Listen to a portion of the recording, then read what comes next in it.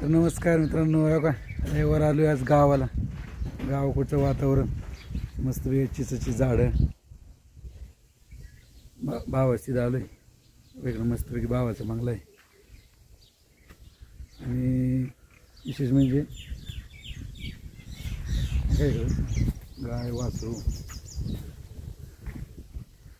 से गाय वासरू बघा. आज पाऊस उघडलाय. 2 दिवस पाऊस पडत होता. आज पुण्यामध्ये पण उघडला, इकडे पुरंदरमध्ये पण थोडं उघडलेलं आहे. आणि ज्यांची आता लगबग काय चालल्या कामाची, तर का या वाळलेल्या गेवड्याच्या शेंगा हे उपटून आणायचं आणि शेंगा तोडून परत वाळायला ठेवायचं. अशी चालल्यात कामाची गडबड.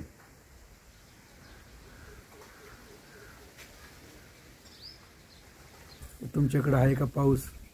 नक्की सांगा कमेंटमध्ये. आता आमच्याकडं उघडला आहे पाऊस, आहे का नाही? आणि कसं वाटतं आपल्याला हे म्हणजे गेवड्याच्या शेंगा, आजूबाजूचा परिसर कसं आहे? गुलाबाची फुलं, वेगळं नारळाचं झाड आहे मस्त वेगळी, आहे का? आलो होतो गावाला म्हणजे काढा फोटो. भरला का पाहू? आमचं आलं पैसे. हां चालतंय, ठेवू का मग? हे बघा मित्रांनो, इथे चिंचाला चिंच किती आलेत बघा. किती चिंच आहेत,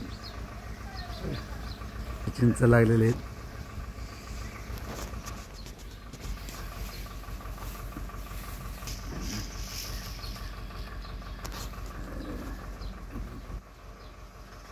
लय चिंच लागले तो गुंफळच लागले बाबा. बघा मित्रांनो, खेडेगावात म्हणजे कसं आहे, चिंच, इथं गुलाबाची फुलं, इकडं गाय वासरू, हे रामफळ दिसते, इथं सीताफळ दिसते, इथं तुळशीची झाड आहेत. तुळस बिळस कशी दारात मस्तपैकी. कसलं भारी वातावरण वाटतंय. पुण्यापेक्षा तर भारीच वातावरण वाटतंय. तुमच्याकडे कसं काय वातावरण सांगा.